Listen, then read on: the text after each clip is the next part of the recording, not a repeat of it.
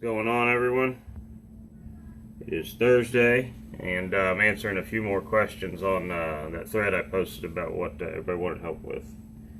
Let me get this other phone going, and I'll get going on it.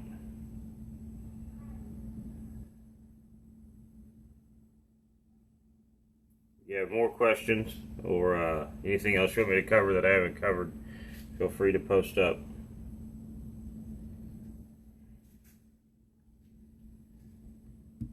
There we go. See if I can get both phones to focus. Call shop phones get a little nasty. They get a lot of stuff on them. They don't always work right.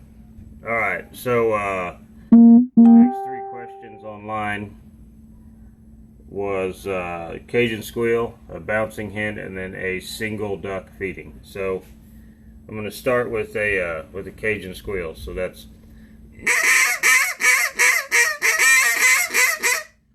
that deal.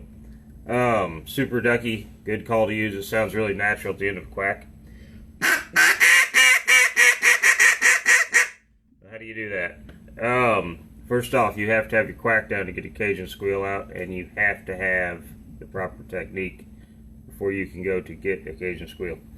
So what's actually going on in your mouth is your tongue, your throat, your bottom teeth. Just like on a quack, when you still keep that tongue anchored. But what you're doing is you're using the front part of your tongue so it's a fine note. And instead of going up and planting it against the roof of your mouth and cutting the note hard, you are going to get your tongue super close to the roof of your mouth. And at the end of the note, I know it sounds like you're dropping off in pressure and volume, but you're actually going up in pressure. Because what you're doing is there's just a little slit. This would be the roof of your mouth. There's a little slit left where you can stick air and pressure through. And so that is, so the end of those notes are pushed harder than the beginning of it to get the squeal out. But what you're doing is you're condensing that air down super small over the top of your tongue and getting it to hit the reed. A good way to get that started is to just make the squeal. So you want to take your tongue and plant it, and then raise your tongue up to the roof of your mouth so you're squeezing air over the top to get the squeal sound. It doesn't have to sound good, it's just a squeal. So that's the squeal on the end of it.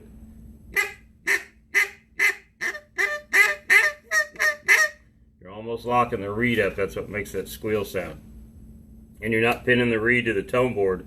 You're locking the reed up on vibration.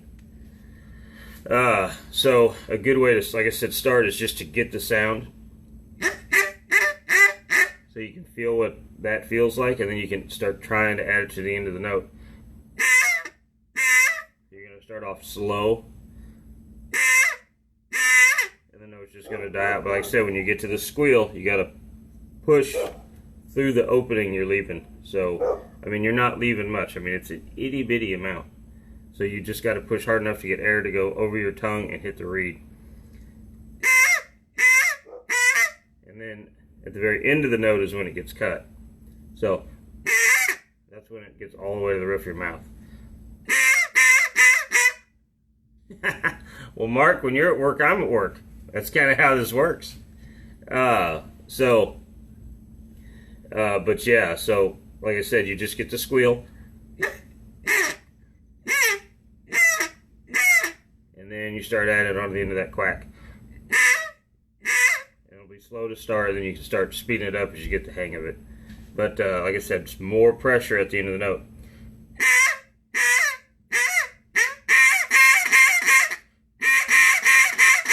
That gives you a good idea what they sound like together. So again, I'll do just a squeal. To the quack,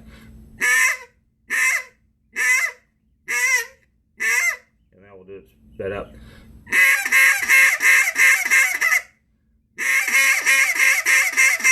So that is that's a Cajun squeal. And then the next guy wanted to know what's a bouncing hen, or how to do a bouncing hen. He knows what it is. Bouncing hen's a little harder note. This is one of the few notes you actually pick that tongue up on. So, but I'll explain how. So most time on a bouncing hen, I usually don't do it by itself. A lot of guys will go back and forth whether ducks do this. I've heard it, so I think it's a pretty legitimate call to use. I usually do it in a feed. That's where it seems to be the most natural.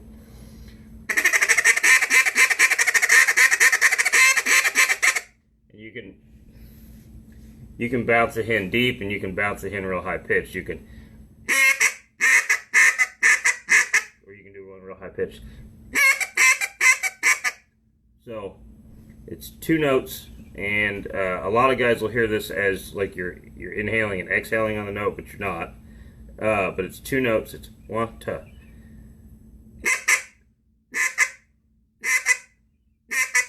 So, and this is one of the harder notes to learn because it's really hard to. It's a hard note to explain, and it's something you have to feel it to figure it out. So, the first note is just quack, and then the second note, so t, and then t. So there's a second hit at the end of the note.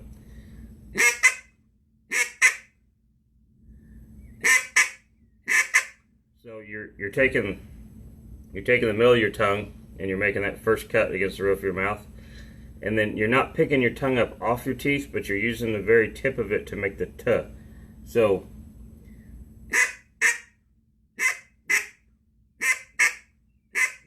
the end note is just t.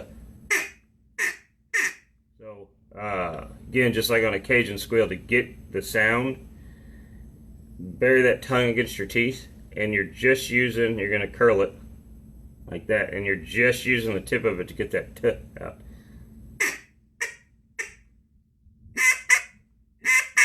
And just like on a Cajun squeal, after you do that enough, you'll figure out how to squeeze air over just the top of your tongue when it's not all the way against your mouth to get that Cajun, to get it to be a squeaky bouncing hen. But usually you start off with it on the coarse side and then raise the pressure and get it more high pitched if you want it as you go. But so the first one, and then that second. Now this one ends with ah at the last note, so it's not going to be a super hard cut.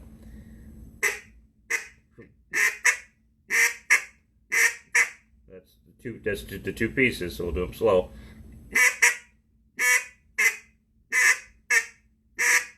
And then I'll start speeding them up.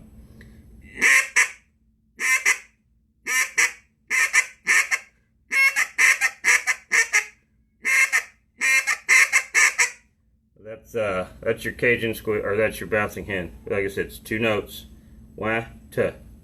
So middle of my tongue, and then the tip.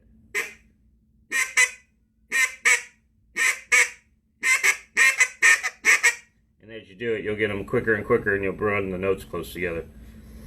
And then somebody else wanted to know what a single duck feeding sounds like. So that's a single cut feed. And a single cut feed is done the same way that you do a quack. It's the same exact motion. The only difference with it is some guys will use the very back of the throat, which seems to be about the fastest way you can run one. And then some guys will use more towards the middle of the tongue. I have a slow single cut feed. It is not one of my stronger sounds, so that's why most of the time you guys hear me doing more of that chatter feed. But so you're making one hit with your tongue when you do it. I try to get guys to do a cadence with it. It seems to be easier to learn how to speed up with a cadence.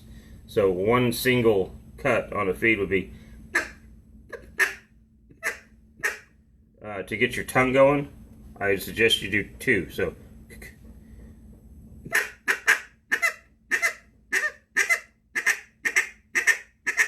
and then you'll try to work into three.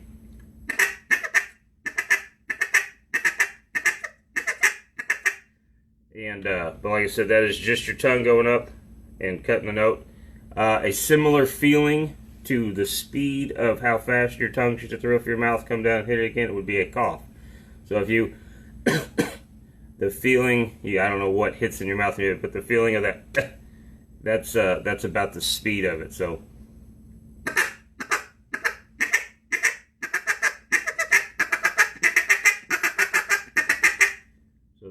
that's just one single quack that's super short. So that would be a single duck feeding.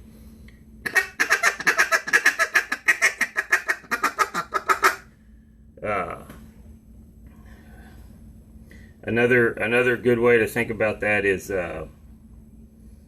if you want to get the speed of it. Now, I don't suggest you feed this way, but to get the speed of the note itself.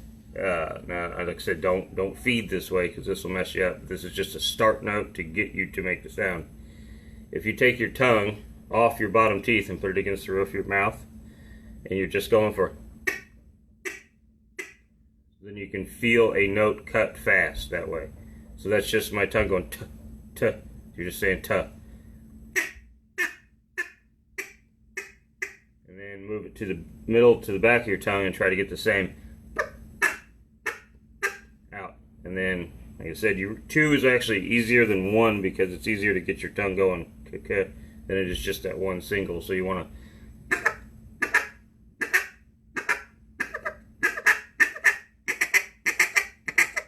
And then as you do that, like you might get 2 notes out and you can't get number 3. Number 3 turns to ah, like,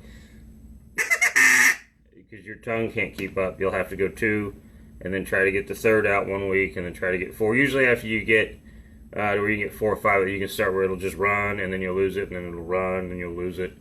But that would be a single cut, as opposed to more like the a bunch of ducks feeding.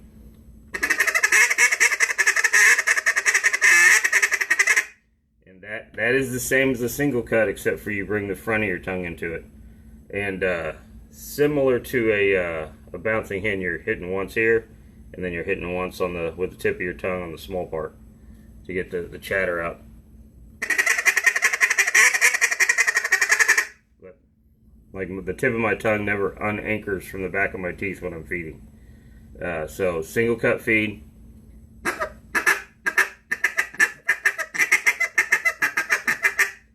Single cut feed.